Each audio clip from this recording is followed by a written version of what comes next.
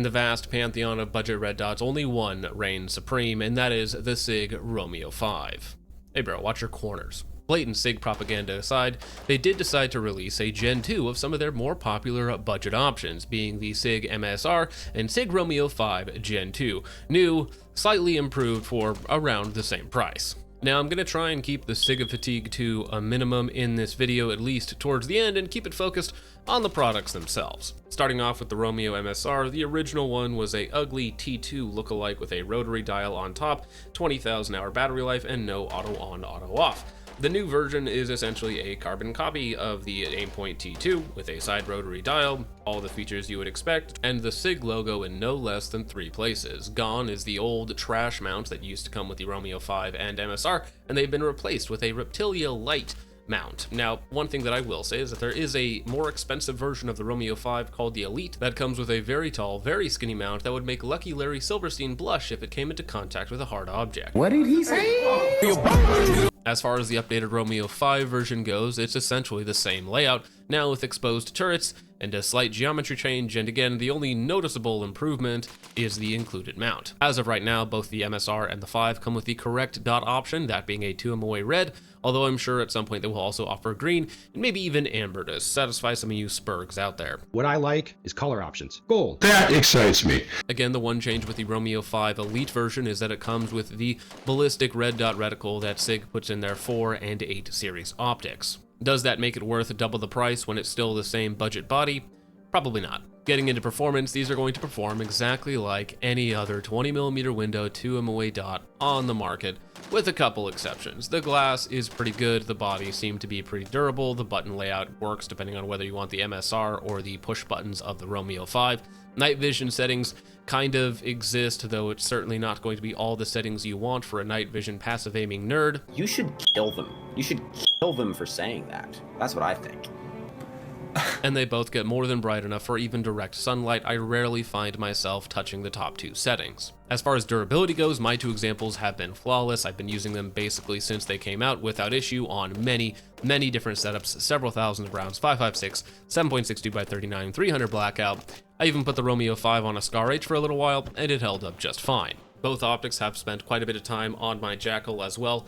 Now, if you want to know the main difference between a Scar and a Jackal, is the Scar can kill optics while the Jackal just kills itself. As I mentioned, the glass does look pretty good, so even under magnification, they do look alright. I've taken both of these optics out to 400 plus yards with 3 and 6x magnifiers to varying degrees of success, but it certainly can be done, and the glass quality of the Romeo 5 and MSR Gen 2 is not holding the optic back. Would I ever compare the glass to something truly high-end?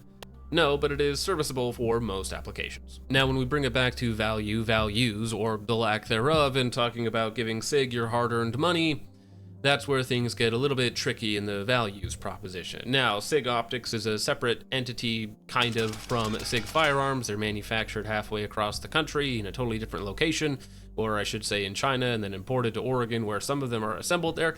That's all a little bit murky. Currently, if you're looking for a budget-ish red dot from a major manufacturer, you're looking at either the Holosun ARO, which is also newly released for about $170-ish on the low end, or the Sig Romeo 5 or MSR Gen 2 for about $120 to $130 on the low end. For the money, I do think the performance of the Romeo 5 and MSR is certainly acceptable for smoking your local douchebag. However, speaking of local douchebags, maybe I don't want to be giving Sig Sauer my hard-earned money. And this is where my bias and Sig fatigue really starts to set in.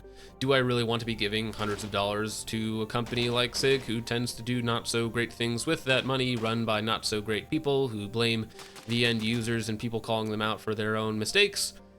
Not really. Even though I do like quite a bit of their optics. In fact, the Romeo 8T is still my favorite optic of all time, but currently it's just sitting on my desk. From a purely consumer perspective, the Romeo 5 and MSR Gen 2 are completely acceptable products.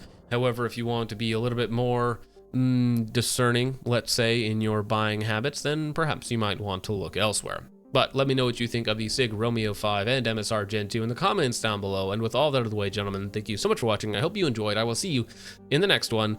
God bless. And tune in next week for the Auto Dismantling Jackal.